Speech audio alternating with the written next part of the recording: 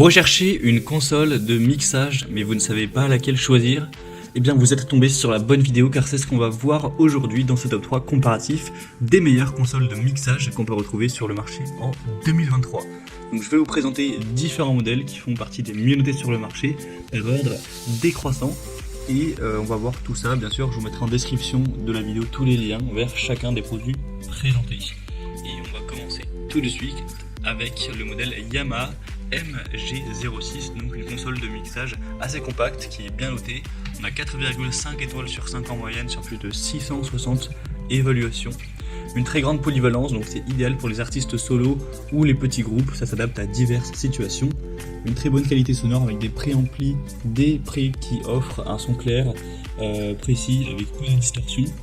Une connectivité avec deux entrées mono, une alimentation fantôme et deux entrées stéréo pour brancher différents appareils. Vous aurez un égalisateur, un égaliseur à deux bandes pour un ajustement fin des basses et des aigus, donc vous aurez un bon contrôle du son. On a un design très intuitif, c'est adapté même pour un débutant, les non professionnels, donc il y a une très grande facilité d'utilisation. Tout ça pour un rapport qualité-prix qui est plutôt intéressant, même si ça reste une marque relativement prestigieuse, donc c'est pas non plus donné, ça peut valoir le coup. Alors après, si vous voulez plus de déclinaisons avec bien plus de possibilités, il y a plein d'autres modèles, vous pouvez prendre le MG16, le MG12 XU, le MG20, mais forcément le prix augmentera avec la complexité de chaque appareil. En tout cas, c'est un modèle, je pense, qui peut être très adapté à un débutant. Vous pourrez retrouver plus d'infos en passant donc par le premier lien en description. Un deuxième que je vous présente, c'est la console de mixage Behringer, donc la 302 USB. C'est un modèle qui reste bien noté à 4,3 étoiles sur 5 sur plus de 19 000 évaluations clients. Elle a aussi l'avantage d'être bien moins chère que la Yamaha. Compacte, pratique, donc idéal pour les petits studios ou pour le déplacement. Une très bonne qualité des préamplis, donc c'est des préamplis micro Xenix qui offrent un son de qualité studio.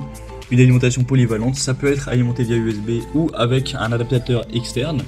Une interface USB audio intégrée avec une connexion facile via un ordinateur pour l'enregistrement. Une utilisation qui restera intuitive, donc ça convient aux débutants grâce à des contrôles simples et efficaces. Donc pour un plus petit budget, ça peut vraiment être une bonne solution. Et on terminera avec le Avic Audio Mixer ou console de mixage sonore avec 5 canaux.